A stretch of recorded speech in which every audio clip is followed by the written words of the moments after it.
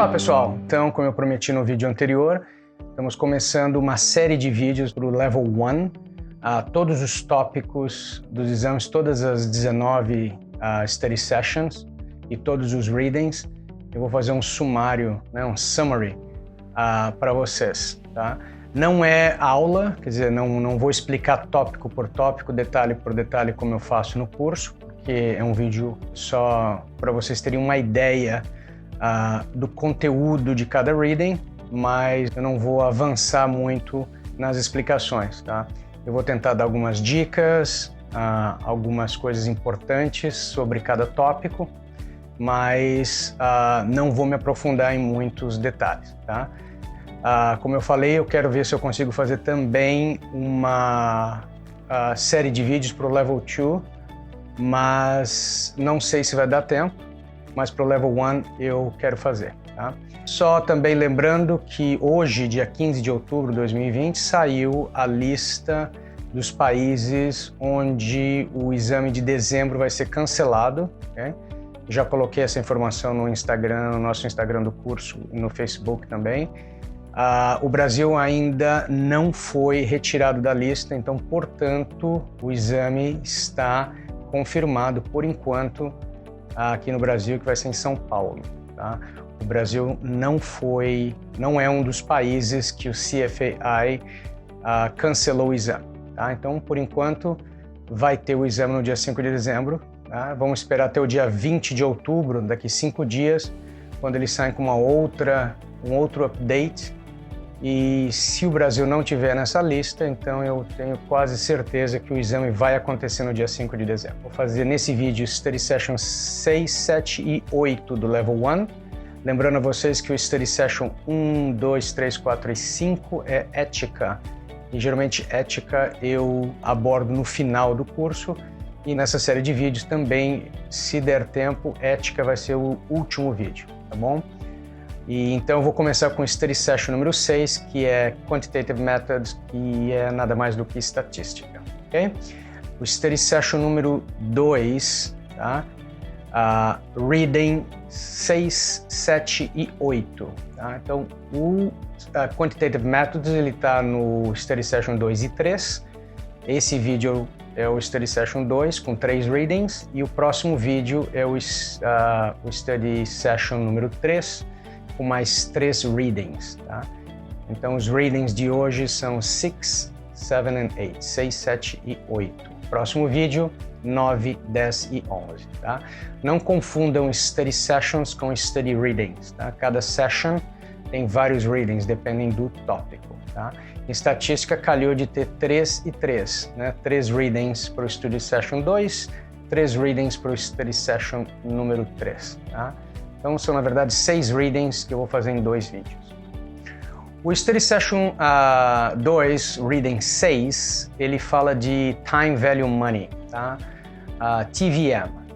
E eu acho um tópico muito importante. Pode ser que vocês do Level 1 vão encontrar algumas questões que vai requerer o uso da calculadora, tá? Então vocês têm que dominar muito bem as funções de TVM na sua calculadora. Independente da calculadora que você utilize, a terminologia é basicamente a mesma, as fórmulas são as mesmas, é só a maneira de entrar os dados que é um pouco diferente, tá? Eu, por exemplo, sempre usei a HP12C, essa calculadora eu tenho há anos, desde que eu terminei a faculdade. Eu uso essa calculadora, sempre achei bem confortável usando aquela calculadora, mas tem gente que não gosta, tá? Porque a 12C ela requer uma maneira de entrar os dados um pouquinho diferente das calculadoras normais, tá? Então, se você não estiver usando o HP12C, você vai estar usando a Texas Plus. É mais ou menos muito parecido o processo de data entry na calculadora, ok? Mas eu chamo a sua atenção para o TVM, Time Value Money, nas funções de Present Value, Future Value, PMT for Payments, Interest Rate and Time, tá? Essas funções vocês têm que dominar muito bem como colocar na calculadora. Geralmente a pergunta vai se pedir o Present Value de uma soma com um certo período, numa certa taxa de juros. Você tem que saber colocar isso direitinho na calculadora, tá? Isso vai tanto para present value, future value, qualquer uma das funções que você tiver que calcular. O que eu quero também chamar a sua atenção aqui, isso eu acho importante, é que tenha muito cuidado com a função begin e end. Tá? É BGN e END, são essas duas funções. Você tem que prestar muita atenção quando você lê o problema e ver se você consegue identificar essas palavras begin or end no enunciado. Tá? Geralmente vai aparecer assim, os pagamentos são feitos at the beginning of the year. Tá? Ou os recebimentos são feitos, ou os montantes são recebidos no final do ano, né? The end of the year. Essas duas palavras, begin e end, são importantíssimas na questão. Tá? Por quê? Porque se os pagamentos ou a ocorrência é no começo do ano, você tem que usar a função BGN, ou begin, na sua calculadora. Tá? E se os pagamentos ou os recebimentos forem feitos no final do ano, aí você vai ter que usar a função end, END, em português, da sua calculadora. Então, muito cuidado com o begin and end. Tá? E no enunciado das questões, você vai encontrar essas palavras-chave, que é a palavra begin e a palavra end. Né? Eu gostava, quando eu lia os enunciados, eu fazia um círculo nessas palavras-chave, tá? Para me alertar. Essa é uma maneira que funcionava para mim, para eu evitar erros, tá? Porque na pressa, é um exame por tempo, lembre-se, né? E então, se você não lê o enunciado corretamente e fala que o pagamento é no começo do ano e você acaba não trocando a função na sua calculadora, e aí você vai acabar perdendo a questão, tá? Lembrando para vocês que isso é um tópico mais para frente, talvez um pouco mais para o Level 2, mas é importante ressaltar que se o problema for relativo a leasing payments, tá? Que requer o pagamento no começo do contrato, tá? Essa também é um outro exemplo de como utilizar o function begin da sua calculadora no TVM, Time Value Money. Tá? Então esse é o reading número 6, tá? Do Study Session número 2. Tá? TVM. Então, atenção, que você tem que fazer é a calculadora. Saibam utilizar a sua calculadora, saibam manusear todas as funções, tá? Porque você não pode perder tempo na prova aprendendo a utilizar a calculadora naquele momento. Tá? Isso vale também para as questões de Corporate Finance que vocês vão enfrentar, que vai envolver as fórmulas de NPV, Net Present Value, IRR, Internal Rate of Return. Essas duas funções também é parte do TVM, mas elas são funções um pouco mais complexas e elas aparecem em Corporate Finance, na maioria das vezes, não em estatística ou Quantitative Method. Ok? Então esse é um sumário do reading número 6 para vocês. Tá? Ok, pessoal, vamos então começar aqui uma revisão sobre o reading 7, que é Statistic Concepts, né? Conceitos de estatística. E eu acho aqui importante é o vocabulário. E eu acho também muito importante que vocês não traduzam essas palavras-chave do reading, tá? E as palavras-chave são mean, mode, median, tá? Aquelas três M's, median, mode and mean. E vocês têm que saber exatamente o que é, para não se confundir, que é fácil de confundir. Tá? Então, a mode é a moda, né? Se a gente for traduzir em português. Isso aí, esse é um parênteses que eu vou fazer agora. Esse material de estatística é amplamente ensinado no mundo inteiro, em todas as línguas. Tá? Então, há uma tradução para esses termos em inglês, né, do reading, em português. A maioria de vocês já devem ter visto isso na faculdade, em algum curso de estatística que vocês fizeram. Tá? O problema aqui vai ser associar a palavra em português com a palavra em inglês e não confundir. Tá? Então, a primeira, que é a mais importante de todas, é o mean, né? Que é average, tá? Que é a média. Tá?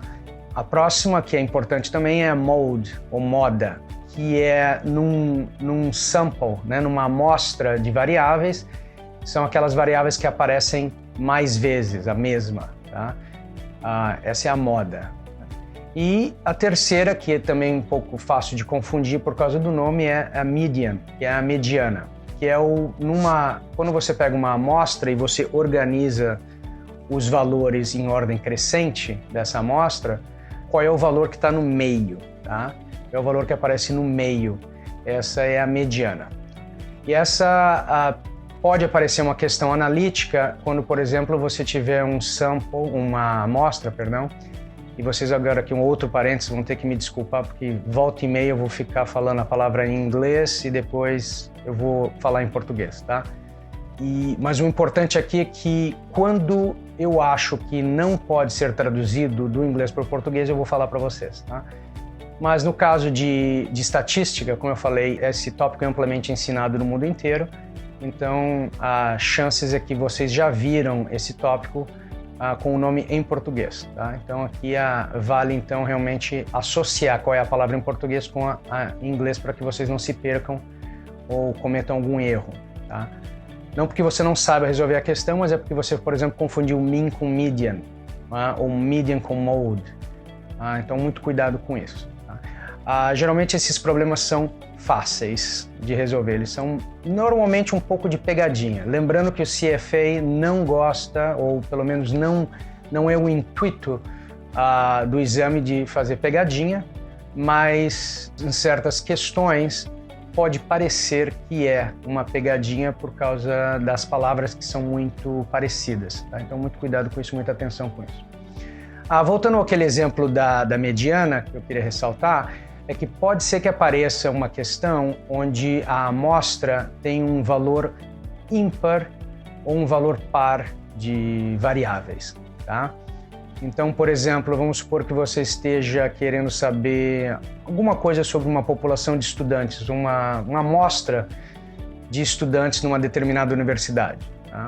Você quer saber, por exemplo, as notas em estatística, tá? Aí você seleciona um grupo de 10 estudantes e você vê quais são as notas desses 10 e organiza em ordem crescente, da a nota mais baixa até a nota mais alta, tá?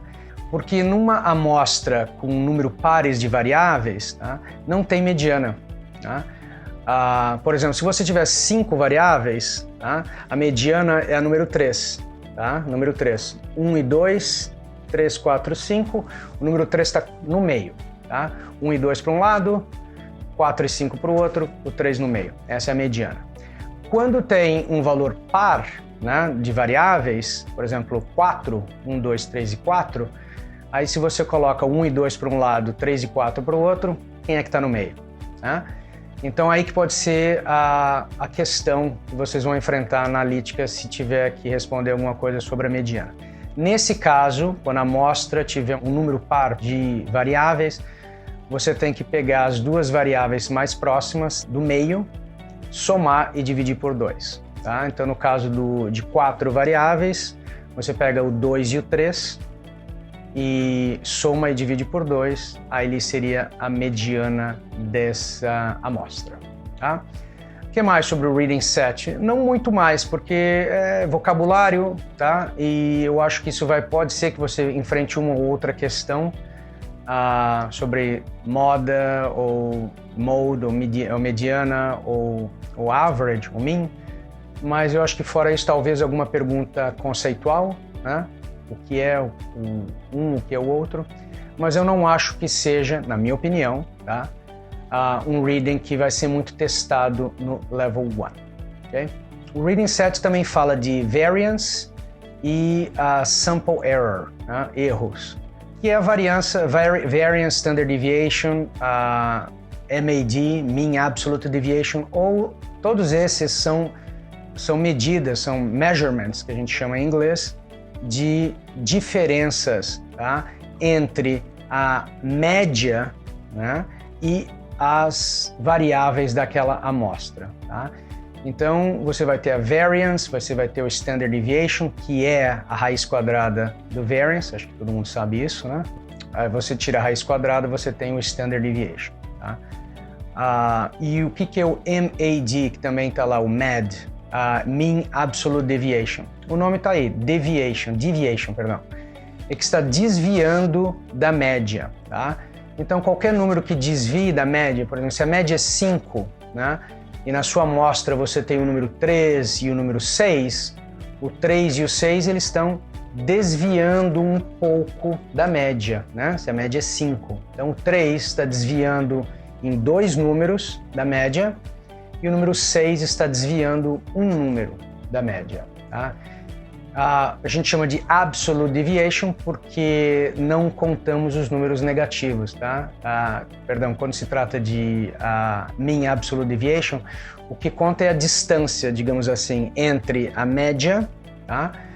E o valor da amostra. Então, se o valor é 1 e a média é 5, você não vai dizer que a deviation ou a diferença é menos 4. Tá? A diferença é de 4 pontos. Tá? Então, digamos assim, 4 pontos para cima ou 4 pontos para baixo, por exemplo. Tá? Não tem número negativo no MAD.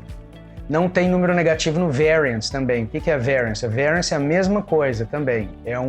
Você pega os números da sua amostra e eles, se forem diferentes da média daquela amostra, essa diferença entre cada um desses valores e a média, você elevando isso ao quadrado, multiplicando por ele mesmo, você tem o que a gente chama de variance. Tá? Bem rápido aqui, eu vou explicar para aqueles que talvez não saibam por que a gente faz isso, tá? O variance, standard deviation. Eu acho que quando vocês entenderem o porquê desse processo, acho que fica mais fácil entender esse conceito, né? Os conceitos de sample error, que vai ser muito testado no Level 2, tá? Na parte de Quantitative Methods do Level 2 Exam, vai cair muito sobre sample error. Então vocês vão ter que estar bem afiados nisso mais para o Level 2, então é bom começar agora no Level 1. Tá? Eu vou explicar bem rápido para vocês o que é. Por exemplo, vamos supor que você tem uma amostra e a média dessa amostra seja 5. Tá? E lá você tem números que variam, pode ser número 1, 2, pode ser 5, 6, quer dizer, números que são exatamente igual à média e números que são diferentes da média. Da average ou mean, que a gente chama em inglês. Tá? Então, o que acontece? Quando há essas diferenças entre os valores da amostra e a média da amostra, então nós calculamos a diferença de cada um. Calculando essas diferenças, se você for utilizar a variance como um método, né, de cálculo para saber quão longe, né, qual a distância, qual a diferença desses números para a média, né? Se a variance é o método que você decidiu utilizar, então é um processo muito simples, você calcula a diferença de cada um dos valores da amostra, tá? Em relação à média, e cada um dessas, se tiver alguma diferença, você eleva essas diferenças ao quadrado. Tá? A gente faz isso para evitar a existência de números negativos. Tá? Esse é um ponto, porque que a variance, né, tem que elevar ao quadrado quando nós fazemos o cálculo. Tá? E tem outra razão muito importante porque nós elevamos ao quadrado. Né? Porque alguém podia perguntar, por que não só colocar o número sem o sinal negativo? Eu vou explicar. Quando você está fazendo variance e você calcula as diferenças e aí você eleva essas diferenças ao quadrado, tá? Cada uma dessas diferenças elevada ao quadrado, ela tem uma probabilidade de aparecer nessa amostra, tá? Aí quando você pega essas diferenças que você elevou ao quadrado e multiplica pela probabilidade de cada uma aparecer, né, nesse sample que você está investigando, tá? Somando todos esses números, você tem o variance, a total variance, a variância total dessa amostra. Tá? Então, recapitulando, você calcula as diferenças entre os números da sua amostra com a média dessa amostra, eleva esses números ao quadrado, multiplica esses números pela probabilidade que eles podem aparecer, tá? E aí você soma todos esses números para calcular a total variance. Tá? E agora entra o ponto por que elevar ao quadrado é melhor do que só utilizar o número em número absoluto. Tá? Lembra que nós elevamos ao quadrado e agora você tem que voltar, tá? Porque a sua amostra ela está numa dimensão maior, digamos assim. Tá? Então o processo agora tem que ser revertido no final. Então, quando você calcula aquela variance, a total variance no final, Aí você tira a raiz quadrada, que é o oposto de elevado ao quadrado, tira a raiz quadrada, tá? E aí você tem o que a gente chama do Standard Deviation, tá? Que é esse número que vai aparecer em muitas questões em todos os exam levels, o 1, 2 e 3. Tá? Standard Deviation, ele vai aparecer bastante em Portfolio Management, então é muito importante que vocês entendam o que é o Standard Deviation. Tá? Ele é a raiz quadrada da Variance, mas o que quer dizer isso, né? É isso que eu expliquei para vocês. Né? A Variance é uma medida de dispersão utilizada em estatística que eleva esses números ao quadrado e aí para retornar a dimensão normal, digamos assim, tá? Você tem que tirar a raiz quadrada e aí nós damos o nome de Standard Deviation. Tá? Se isso fosse uma aula de estatística, é claro que eu ia passar um pouco mais de tempo, com mais exemplos detalhados, mas como isso é uma revisão, eu espero que isso tenha sido suficiente para explicar para vocês a diferença entre a Standard Deviation e a Variance. Tá? E como sempre, quem tiver mais perguntas, questões, quiserem uma análise mais profunda do tópico, é só mandar um e-mail, pode fazer um comentário no vídeo e eu respondo com prazer e posso até desenvolver um pouco mais a resposta, ok? Mas é isso, esse é o reading número 7, tá? De Statistic Measurement. Terminei o Reading 7 e vou começar agora então o Reading 8, que é o último do Study Session número 2. Tá? E esse também vai ser o último Reading desse vídeo. O Reading número 8 tá? É Probability Concepts. Tá? Aí entra também um pouco, é uma continuação na minha opinião do Reading número 7.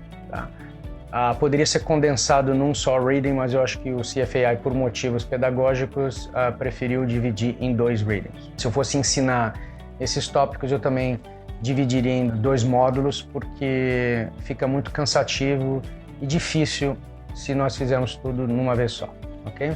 O Reading 8, ele aprofunda um pouco no Standard Deviation, tá? Tanto é que quando vocês forem fazer o End of Chapter Problems, vocês vão ver que vão ter questões relacionadas ao Standard Deviation. Mas aí também, nesse Reading, ele fala de Covariance and Correlation, tá? E Covariance e Correlation são tópicos importantíssimos no Reading de Portfolio Management, o último Study Session do Level 1. Tá? Então é muito importante que vocês entendam o que é Covariance e o que é Correlation. Tá? E também aprendam a utilizar as fórmulas. Não acredito que você vai ter que usar a fórmula do Covariance, tá? Mas a fórmula do Correlation eu acho bem provável que caia no exame. Tá? E o que é Covariance? Tá? Covariance é quando você tem 2 variáveis, tá? E você tem a média, o produto da diferença dessas variáveis com a média, tá? Ela é a covariance dessas 2 variáveis. Tá? Não creio também que você precisa saber a definição do covariance, tá? Mas eu sugiro que vocês leiam e façam algum dos problemas no final do capítulo para ficarem mais confortáveis com esse termo, covariance. Tá? Mas o mais importante é o correlation. Ela é a covariance dividida pelo standard deviation de cada uma das amostras em questão. Tá? Então, se você tem a covariance de A e B, dividido pelo standard deviation de A vezes o standard deviation de B, você tem a correlation de A com B. Tá? Está bem explicado no capítulo, tá? Eu não vou me aprofundar muito, eu só quero mencionar que Correlation é importantíssimo para Portfolio Management. Tá? E vai aparecer nos 3 exames, Level 1, 2 e 3, Correlation relacionada com Portfolio Management. E aqui um parênteses, né, para sair um pouquinho fora do exame. Se você quiser ser um bom analista financeiro, você precisa saber qual é a correlation dos investimentos que você vai colocar num portfólio. Porque se tem um correlation grande entre 2 investimentos, não é uma boa política de diversificação. Tá? Para você ter uma boa diversificação num portfólio, você tem que manter a correlation com esses investimentos quase a 0. Tá? É muito difícil, mas esse é um trabalho de um bom analista financeiro. Bom, eu acho que é basicamente isso. Prestando atenção no covariance e no correlation, que são tópicos importantes para exames futuros. Tá? Então eu vou terminando essa revisão esse summary, né, dos readings para vocês, sempre lembrando que façam todos os problemas no final do capítulo. Tá? No final de cada um dos readings você vai encontrar os problemas, façam todos eles. Tá? Quando eu preparo os estudantes para o exame, eu divido o curso em dois módulos. Tá? O curso de 15 semanas, nas primeiras 7, 8 semanas eu dou conteúdo, aprofundo só nos readings, e daí nas últimas 7 semanas do curso eu volto no primeiro reading e aí fazemos só os problemas em sala de aula, todos os problemas. Tá? Então, se você fizer o curso conosco, você vai fazer todos os problemas no final dos readings, porque não tem outro meio de aprender, tá certo? Tem que aprender fazendo os problemas, lendo, mas também resolvendo aqueles problemas. Ok, pessoal, então, terminando aqui, eu fiz um resumo rápido dos readings 6, 7 e 8 do Study Session número 2, Quantitative Methods. No próximo vídeo é o Study Session 3, com os readings 9, 10 e 11. Tá? Então, sempre chamando a sua atenção que os problemas no final do capítulo de cada um dos readings são muito importantes. Eu sugiro que vocês façam todos eles. Tá? Sugiro também, como já disse em outros vídeos, que vocês leiam todas aquelas vinhetas em azul dos readings, tá? E todas as palavras que estão grifadas em azul, isso eu também mencionei num vídeo passado, vocês anotem, tá? Se você estiver usando o online book, tem a função do highlight, tá? E eu sugiro que vocês façam isso em todas aquelas palavras que estão grifadas e leiam todas as vinhetas em azul e façam todos os problemas no final do capítulo. Tá? Não tem outro jeito, é um exame difícil, tá bom? Então eu vou ficando por aqui e até o próximo vídeo, que também é uma continuação de Quantitative Methods. Até lá então, tchau!